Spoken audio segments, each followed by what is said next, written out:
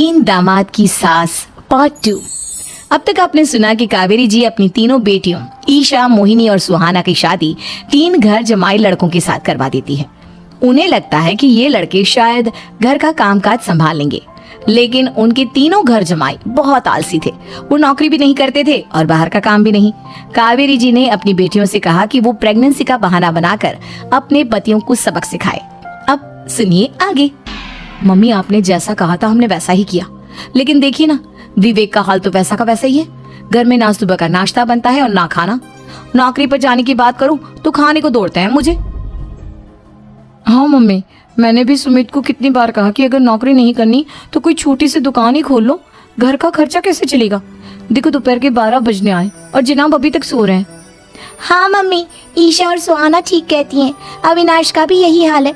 जब मैंने अपनी प्रेगनेंसी के बारे में कहा तो मुझसे कहने लगा, अरे दूसरी लड़कियां तो 9-9 महीने तक नौकरी करती है, बस डिलीवरी के टाइम छुट्टी लेती है। मोहिनी, तुम भी नौकरी करो। अब मुझे कहाँ नौकरी मिलेगी? मम्मी बताओ अब मैं क्या करूँ? ये भगवान, क्या सोचकर घर जमाई दामाद लाई थी मैं कि मेरी बेटियां मेरे पास रहेंगी और खुश रहेंगी, लेकिन इन आलसी दामादों ने तो हमारी जिंदगी को भी प्रॉब्लम में डाल दिया है। मैं तो कहती हूँ मम्मी, हम लोग वापस अपनी जॉब पर जाना शुरू कर देते हैं। बता देते हैं इन लोगों को कि हमने प्रेगनेंसी का बहाना किया है। नहीं नहीं बेटा, ऐसी गलती भी मत करना। अगर तुमने ऐसा किया तो इन तीनों की आदत और खराब हो जाएगी। अरे आज नहीं तो कल कभी तो तुम प्रेग्नेंट होगी, तब वापस यही प्रॉब्लम आएगी। तब क्या करोगी तुम तीनों? हाँ मम्मी, आपकी बात तो बिल्कुल सही है। इन लोगों को तो सुधारना ही पड़ेगा। लेकिन कैसे? अपने बच्चों के आने की खबर सुनकर भी इन लोगों पर कोई असर नहीं हो रहा। पैसे कमाने के लिए घर से बाहर निकलना ही नहीं चाहते ये तीनों। अब मेरे दिमाग में एक प्लान आया है। तुम तीनों चिंता मत करो, उन तीनों को बुलाओ, फिर मैं बात करती हूँ। थोड़ी देर बाद कावेरी जी अपने तीनों दामादों को सामने बुलाकर अपनी बात कहना शुरू करती हैं।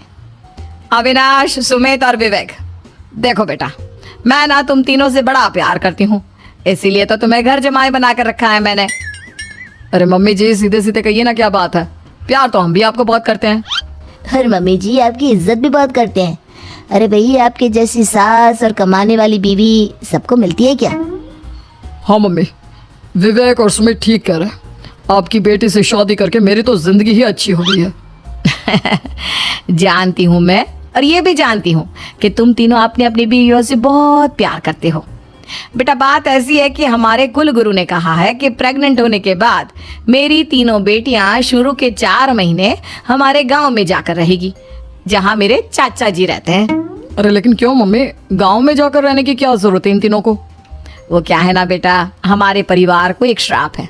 अगर मेरी बेटियों ने यहाँ पर बच्चा पैदा करने की कोशिश की तो उनके बच्चों को कुछ भी हो सकता है। इसलिए अब से लेकर 4 महीने पूरे होने तक इन्हें गांव वाले घर में रहना पड़ेगा। हाँ तो इसमें प्रॉब्लम क्या है मम्मी जी? हम भी वहाँ जाकर रहेंगे, पिकनिक मनाएंगे। अरे भाई, बीवी जहाँ हम भी वहाँ। हाँ यार, आइडिया तो बहुत अच्छा है। शहर की जिंदगी में रह रहकर परेशान हो चुके हैं, अब कुछ दिन गांव में बिताएंगे। तुम लोग समझने की कोशिश क्यों नहीं करते?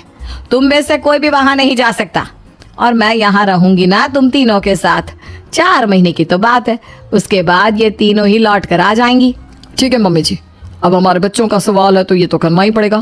कावेरी अपनी तीनों बेटियों को कुछ दिन के लिए घर से बाहर कहीं दूसरे शहर में रहने के लिए भेज देती है।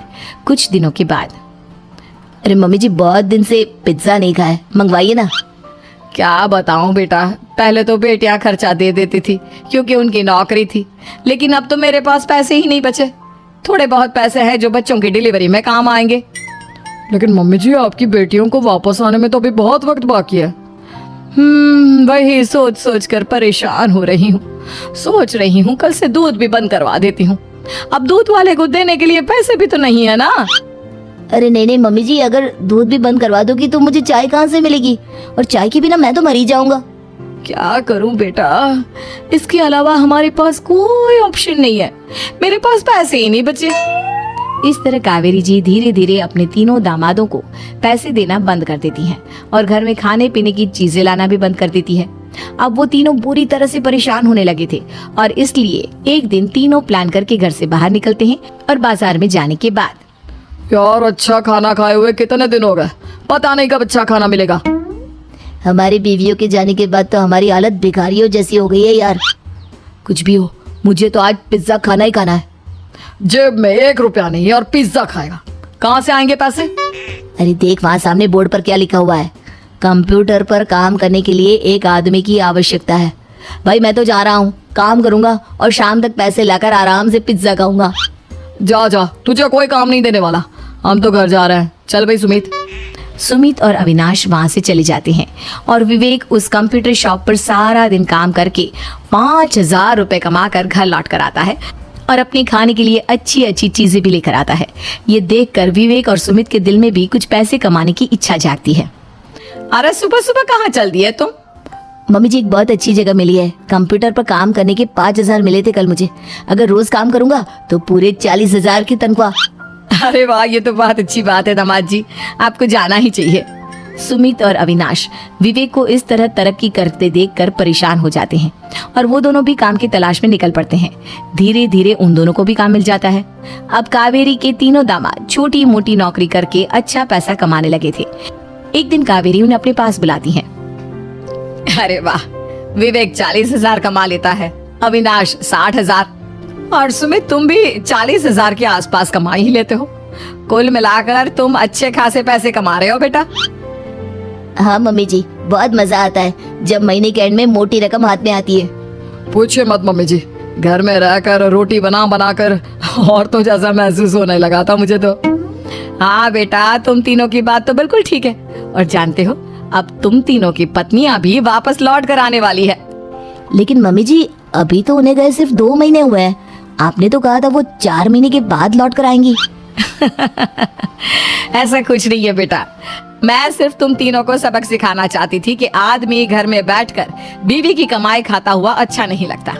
इस दुनिया में हर इंसान को मेहनत करनी चाहिए, काम करना चाहिए, चाहे वो औरत हो या आदमी, ताकि अपने परिवार को संभाल सके। कावेरी की बात सुनकर उन तीनों को अपनी गलती का एहसास होता है और कावेरी उन्हें सच बता देती है कि ईशा, सुहाना और मोहिनी शहर में ही कहीं दूसरी जगह रह रहे थे। शाम के वक्त उन तीनों की पत्नियां लौट कर आ जाती है और कावेरी जी का परिवार एक खुशहाल परिवार की तरह रहने